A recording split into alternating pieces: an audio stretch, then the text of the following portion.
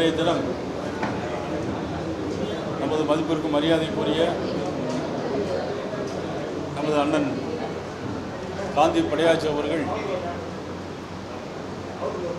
எல்லா காலத்திலும் தேசம் தெய்வீகம் என்கின்ற கருத்தில் தீவிரமாக தன்னை ஈடுபடுத்திக் கொண்டவர்கள். ஒரு சமயம் மட்டுமல்ல, பல சமயங்களில் இந்த தேசம் நன்றாக இருக்க வேண்டும் என்பதற்காக தன்னுடைய கரங்களை உயர்த்தி காட்டியவர். இன்று தொடர்ந்து அவர்கள் நடத்தி கொண்டிருந்த இயக்கம் தொடர்ந்து பாரதிய ஜனதா கட்சியினுடைய பக்கமாக, நரேந்திர மோடி அவருடைய பக்கமாக இருக்க வேண்டும் என்பதற்காக எந்த எதிர்பார்ப்பும் இன்றி இந்த மாதிரியான ஒரு சூழ்நிலையில் இன்றைக்கு மதிப்புக்குரிய அண்ணன் காந்தி படையாச்சி அவர்கள் தொடர்ந்து பாரதிய ஜனதா கட்சி பக்கம் நடைபெறுகின்ற உள்ளாட்சி மன்ற தேர்தலாக இருந்தாலும் சரி, எதிர்வருகின்ற எல்லா பொறுப்புகளிலும் பாரதிய ஜனதா கட்சிக்கு தங்களுடைய முழு ஆதரவை தருகிறோம் என்று சொல்லி இன்றைக்கு வந்திருக்கிறார்கள். அவர்களை தமிழக பாரதிய ஜனதா கட்சியினுடைய சார்பாக முழு மனதோடு வருக வருக என அன்போடு அவர்களை வரவேற்கிறேன்.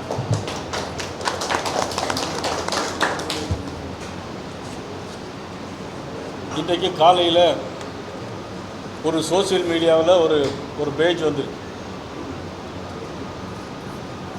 பாரதபுரம் நரேந்திர மோடி அவருடைய படத்தையும் போட்டு ஒரு 2-3 எழுத்து எழுதி ஒருத்தர் போட்டிருக்கார்.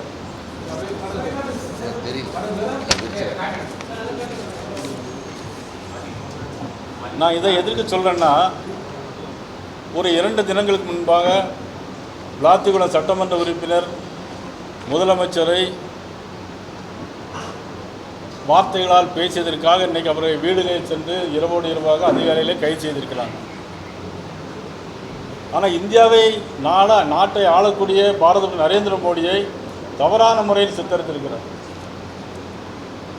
எங்களுடைய கோயம்புத்தூர் மாவட்ட தலைவர் திரு ரமேஷ்குமார் அவர்கள் கோயம்புத்தூர் கமிஷனர் அலுவலகத்தில் இது குறித்து மனு கொடுத்திருக்கிறார். அதுக்கு என்ன நடவடிக்கை எடுக்க போகிறார் என்பது தான் எங்களுடைய கேள்வி.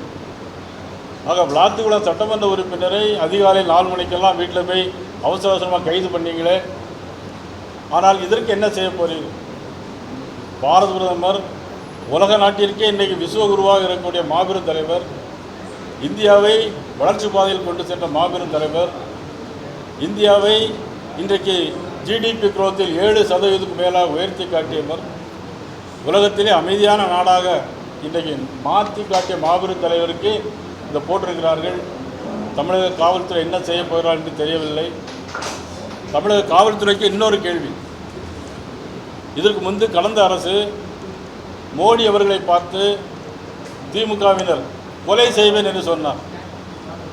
ஆனால் அந்த காவல்துறை இன்றைக்கு கைது செய்கிற காவல்துறை அன்றைக்கு மதுரை உயர்நீதிமன்றத்தில் வந்து என்ன தெரியுமா சொன்னாங்க? மதுரை உயர்நீதிமன்றத்தில் வந்து அவர்கள் சொன்னது, இதற்கு மான நஷ்ட வழக்கு தான் போட முடியும் அப்படின்னு சொன்னாங்க. அதே காவல்துறை இன்றைக்கு திரு ஜோசப் விஜயுடைய ஏவல் துறையாக மாறி இருக்கிறது. ஆக அன்றைக்கு ஆளுங்கட்சியாக இருந்தால், முதலமைச்சராக இருந்தால் அதற்கு ஒரு சட்டமும் அதற்கு ஒரு நடவடிக்கையும், மத்தியில் இருந்தால் கேட்க மாட்டார்கள் என்ற நம்பிக்கையில் அவர்கள் இந்த மாதிரி நடவடிக்கையில் ஈடுபட்டிருக்கிறார்கள். தமிழக காவல்துறை இன்றைக்கு கோயம்புத்தூர் எங்களுடைய மாவட்ட தலைவர் ரமேஷ்குமார் கொடுத்த அந்த புகார் மனுவின் மீது உறுதியாக நடவடிக்கை எடுக்கிறார்களா இல்லையா என்பதை நாங்கள் பார்த்து கொண்டிருப்போம். நாளைக்கு போராட்டத்துக்கு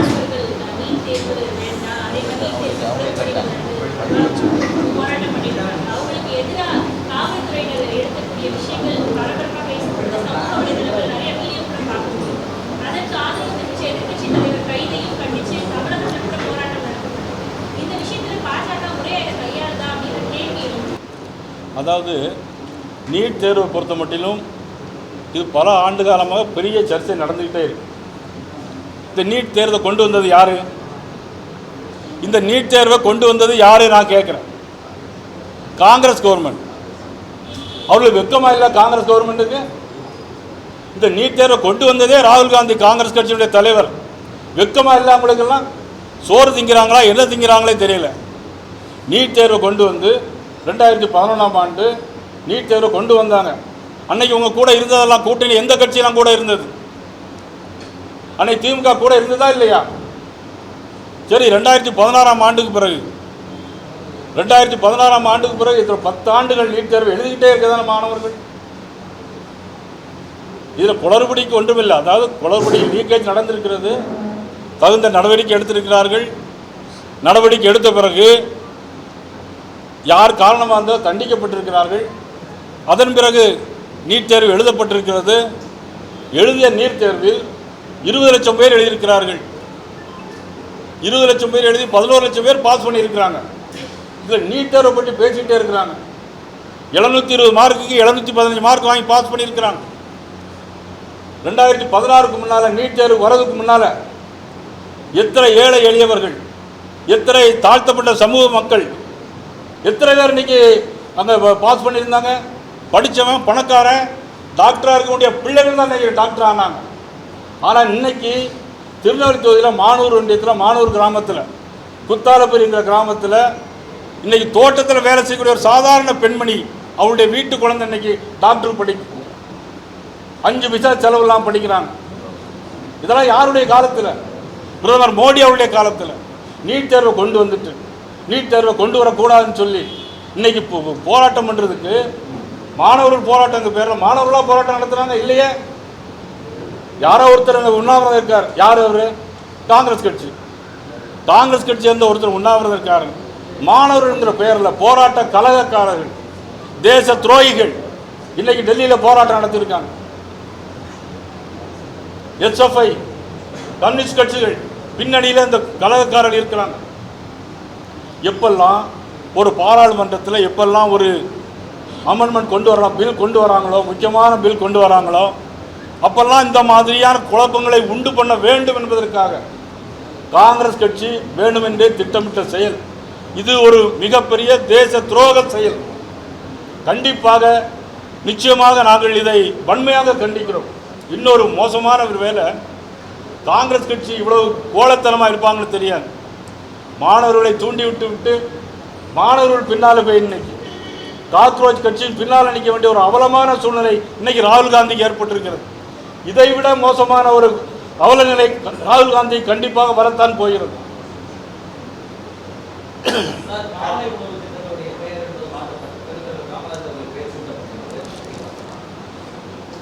பெருந்தலைவர்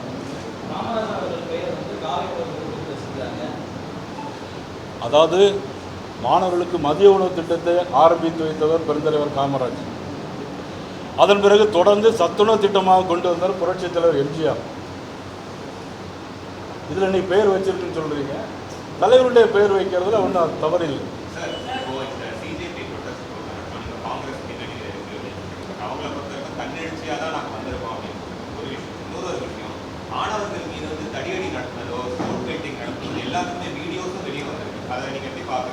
நீங்கள் அந்த வீடியோ நல்லா பார்த்தா தெரியும்.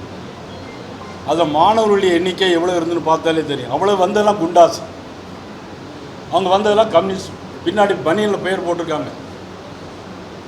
SFI, ASIFI பர்மிஷன் இல்லாமல் பர்மிஷன் இல்லை. பிறகு ஒரு கொடி வச்சுருந்தாங்க, பாலஸ்தீன் நாட்டுடைய கொடி வச்சுருக்கிறாங்க. பாலஸ்தீன் நாட்டுடைய கொடியை வச்சிருக்கக்கூடியவன் இந்தியாவில் என்ன வேலை? நீட் தேர்வுக்கு பாலஸ்தீன் நாட்டு கொடியை வைத்திருக்கணும் என்ன வேலை கேட்குறேன்னா? என்ன நியாயம் இருக்கிறதுல? அது நீங்கள் நல்லா பார்த்தீங்கன்னா 10 பேர் சேர்ந்து ஒரு காவல்துறையை அடிக்கிறாங்க. 10 பேர் சேர்ந்து வண்டியை ஜீப்பை மாற்றி போட்டு தீயரிக்கிறாங்க. அப்போ என்ன செய்ய முடியும்? உங்களை ஒருத்தர் அடிக்க வராரு, நீ என்ன பண்ணுவீங்க? ஒழிச்சு ஓடுவீங்களா? தடுத்து நிப்பாட்டுவீங்களா? சட்டம் ஒழுங்கை பாதுகாக்க வேண்டியது பாரதிய ஜனதா கட்சியினுடைய கவர்மெண்ட். நிச்சயமாக நியாயமான முறையில் நடைபெற்றிருக்கிறது. இதை தூண்டி விடுபவர் ராகுல் காந்தி. கம்யூனிஸ்ட் கட்சி இங்கே போராட்டம் நடத்துகிறாங்க, இங்கே தீக்காகாரம் போராட்டம் நடத்துகிறாங்க. என்னன்னா, ஒருத்தன் கையை பிடிச்சா வக்கீல் தான் சொன்னார், ஒருத்தன் கையை பிடிச்சா காலை பிடிச்சி இழுப்பாங்க. இப்படிப்பட்ட குரூப்பு இந்த மாதிரி ஒரு கேவலமான சூழ்நிலைக்கு இன்னைக்கு ராகுல் காந்தி தள்ளப்பட்டிருக்கார்.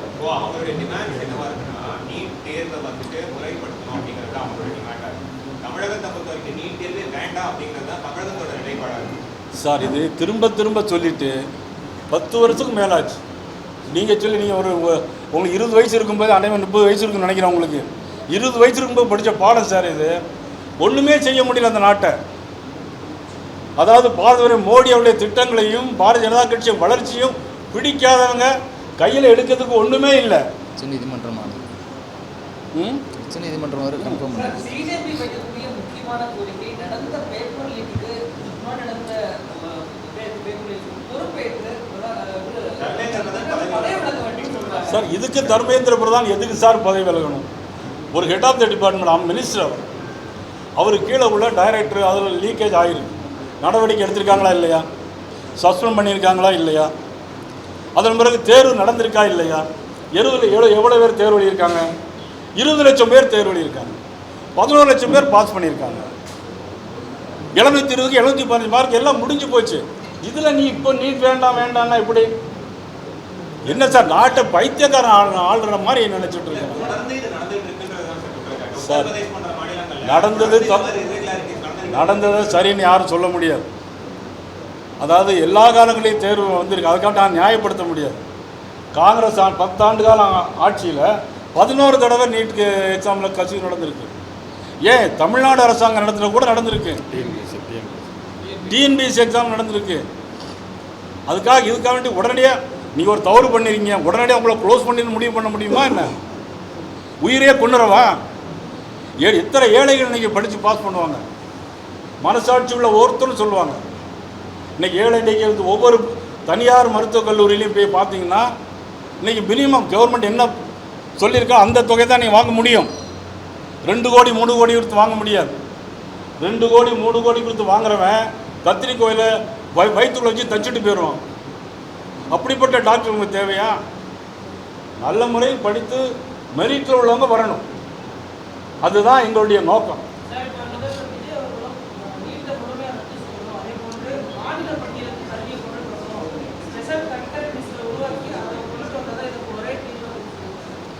சார், முதல்ல மாநில பட்டியலிருந்து மத்திய பட்டியல் மாற்றினது யார் சார்? கல்வியை முதல்ல மாநில பட்டியலிருந்து மத்திய அரசுக்கு மாற்றுறது யார்? சரி, திரு ஜோசப் விஜய் அவர்கள் இன்னும் நான் ஓரளவு நினச்சேன், ஓரளவு கொஞ்சம் விவரம் உள்ள ஆளுன்னு நினச்சேன். அப்படி இருக்க மாதிரி தெரியல. எத்தனை வருஷமாக நீட்டு எழுதிட்டே இருக்காங்க, இன்னும் வேண்டாம்னு சொன்னால் எப்படி சார் முடியும்? முடிஞ்சு போன பிரச்சனைக்கு இப்போ தீர்வு காண வரணும்னா எப்படி சார் முடியும்? அது மட்டும் இல்லை, ஜோசப் விஜய் அமைச்சரில் 2 பேர் மத்திய அரசுடைய அனுமதி இல்லாமலே வெளிநாட்டுக்கு போகிறாங்க. இப்படி தான் ஒரு அமைச்சர் லட்சணமே இருக்கும். அவருடைய லட்சணமும் அப்படி தான் இருக்கும்.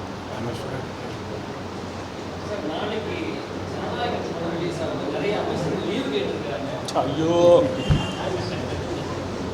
இதை எங்கே கொண்டு சொல்ல? இப்படி ஒரு அமைச்சருக்கு உண்டாயா உலகத்தில்? தலையில தான் அடிக்கும்.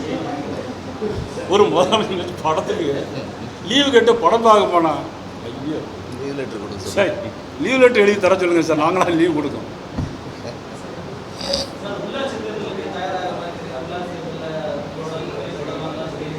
சார், கூட்டணி பற்றி எல்லாமே தகுந்த தேர்தல் தேதி அறிவிச்சோன்னா வரும். உள்ளாட்சி தேர்தலுக்கு பாரதிய ஜனதா கட்சி தயாராக இருக்குது. சிரிப்பு தான் என்ன செய்ய முடியும்? போராடுற அப்படின்னா ராகுல் காந்தி பார்த்தா இன்றைக்கி கடைசி நேரத்தில் அவனுக்கு புகலிடமே இல்லை, கரப்பாம்பூச்சி பின்னால் போய் உட்காந்துருக்காங்க. இங்கே ஜோசப் பூச்சியை பார்த்தா இவர் லீவு வேணும்னு மந்திரிகளாம் லீவு கேட்காங்க. சார், நாட்டை ஃபைலை படித்து பார்த்து நல்லா பண்ண சொல்லுங்கள் சார். ஒரு அமைச்சர் சொல்கிறாரு, எனக்கு அதுக்கும் சம்மந்தம் இல்லை, பழனியில் 100 கோடி ரூபா சொத்து, என்னுடைய உறவினர் இல்லைங்க. யார் கேட்டால் உறவினர் இல்லைன்னு யார் கண்டுபிடிச்சி சொல்லுங்க தானே சொல்கிறோம். நாங்கள் 100 கோடி ரூபாய்க்கு சொத்து பேர் கண்டுபிடிச்சி கொடுங்க, தண்டனை கொடுங்கன்னு தானே சொல்கிறோம். உங்களை நாங்கள் ரிசைன் பண்ண சொல்லலை. அறநிலையத்துறை அமைச்சர் நான் ரிசைன் பண்ண சொல்லலை. நீங்கள் தர்மேந்திர பிரதானை ரிசைன் பண்ண சொல்கிறீங்க. நான் அவரை ரிசைன் பண்ண சொல்லலை. தவறை திருத்திடுங்க, கண்டுபிடிச்சி நடவடிக்கை எடுங்க. கரூர் அரசு அதான் அறநிலையத்துறைக்கு சொந்தமான இடத்த இனாம் போது நிலத்தை யாரும் கொடுக்காதீங்க, கொடுக்க முடியாது உங்களால். நான் ஏற்கனவே படித்து சொல்லியிருக்கேன். 1947 ஒருத்தர் கேஸ் போட்டார். 1968 தான் சுப்ரீம் கோர்ட்டில் தீர்ப்பு வந்துச்சு. 80 வருஷம் கையில் வச்சுருந்த லேண்டு, இனாம் லேண்டு, கோயில் லேண்டு 80 வருஷம் கழித்து சுப்ரீம் கோர்ட்டில் சொல்லியிருக்காங்க, நீ 180 வருஷம் வச்சாலும் சரி அது உனக்கு சொந்தம் கிடையாது, கோயிலுக்கு தான் சொந்தம். கோயிலில் யார் பூஜை பண்ணுறாங்களோ அவங்களுக்கு தான் கொடுக்கணும். கோயிலில் யார் மணி அடிக்காங்களோ அவங்களுக்கு தான் கொடுக்கணும். கோயிலில் யார் சேவை செய்கிறாங்க தூக்குறாங்க அவங்களுக்கு தான் கொடுக்கணும். அவங்க முடிஞ்ச பிறகு அது அடுத்தால யாருக்கு வரும் அவங்களுக்கு தான் கொடுக்க முடியும். ஆனால் அதே நேரத்தில் ஒரு விஷயத்தை தெளிவாக சொல்கிறேன். திருநெல்வேலியில் என்னுடைய ஊர்லேயே இருக்குது, நெல்லையப்பர் கோயில் இடம் இருக்குது. வீடு கட்டி 50-60 வருஷமாக குடியிருக்காங்க. அது குடியிருப்பு பகுதி. 60-70 வருஷமாக இருக்கிறாங்க. அவங்களுக்கு பட்டா கொடுக்க முடியுமா, சட்டத்தில் இடம் இருக்காங்கிறது எனக்கு தெரியல. ஆனால் அவங்களுக்கு முழு உரிமை நீங்கள் கொடுக்கணும். அது அவங்களுடைய பாரம்பரியம் அனுபவிக்கிறது மாதிரியாவது கொடுக்கணும். இது என்னுடைய கோரிக்கை, எங்களுடைய கோரிக்கை. சார், தொகுதி மறுவரை முன்னாடி வந்து திமுக வந்து ரொம்ப அதை வந்து அப்போஸ் பண்ணியிருக்காங்க. இப்போ அவருடைய ஸ்டாண்ட் வந்து கொஞ்சம் சாஃப்டான இருக்குது. திமுக பாஜகவுடனான ஒரு உடன்பாடா இது அப்படிங்கிற மாதிரியான விமர்சனம். இப்போ அவங்க சாஃப்டாக இருக்காங்களா அல்ல சாடாக இருக்காங்களான்னு எங்களுக்கு தெரியாது. இது அவங்கள்ட்ட கேட்டிங்கன்னா தான் தெரியும் சாடா இல்லையான்னு. ரைட், வணக்கம்.